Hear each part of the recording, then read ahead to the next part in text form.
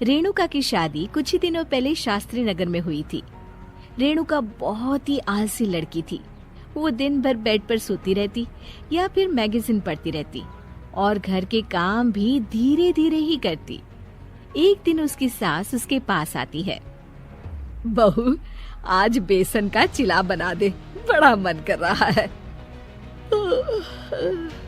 हाँ मम्मी जी, बनाती हूँ थोड़ी देर में।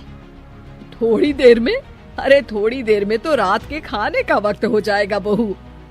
अच्छा मम्मी जी, तो फिर आप रात का खाना ही खा लीजिएगा ना।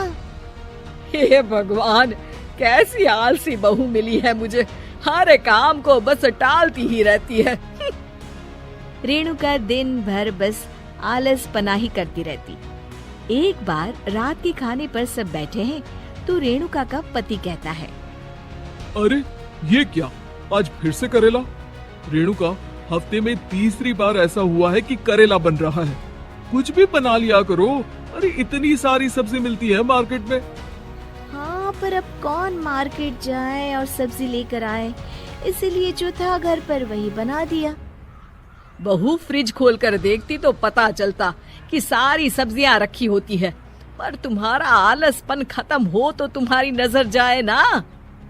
विशाल कमरे में आकर रेणुका से पूछता है, रेणुका, मैंने कहा था तुमसे कि मेरे लिए रुमाल ले आना। मेरे सारे रुमाल खराब हो गए हैं। तुम ले आई क्या? आज नहीं गई, कल ले आऊंगी। ओफो, पिछले 4 दिनों से मैं यही सुन रहा हूँ। बिना रुमाल के ऑफिस जाना पड़ रहा है।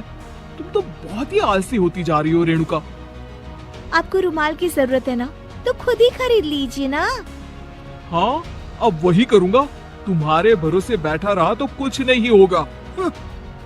एक दिन दरवाजे पर बेल बज रही होती है और रेणुका सोफे पर बैठी होती है, पर आलस में दरवाजा खोलती ही नहीं। अरे बहू, कितनी देर से बेल बज रही है?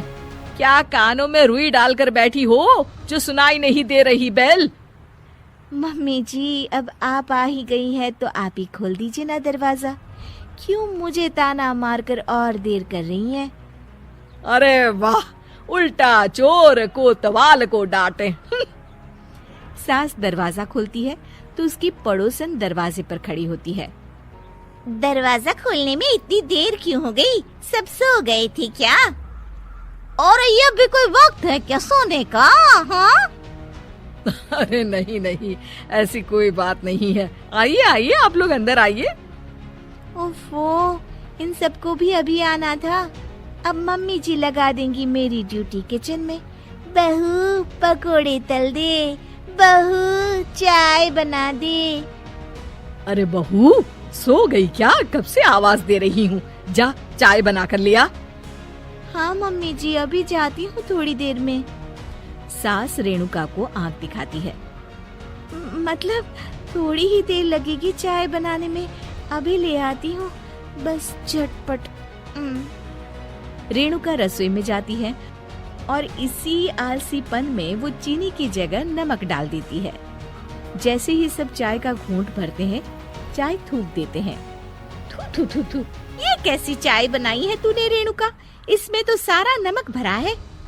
हाँ, और ये पकोड़े, इसमें इतनी मिर्च है कि मेरी तो हालत ही खराब हो गई खाकर। और रेणु जी, आपकी खातिरदारी में पहले तो कभी कोई कमी नहीं रहती थी, पर जब से आपकी ये बहू आई है ना, मामला कुछ गड़बड़ा सा गया है। हाँ हाँ, जहाँ आप इतनी एक्टिव हैं, वहीं आपकी बहू एकदम आलसी, एकदम राम मिलाई जोड़ी लगती है।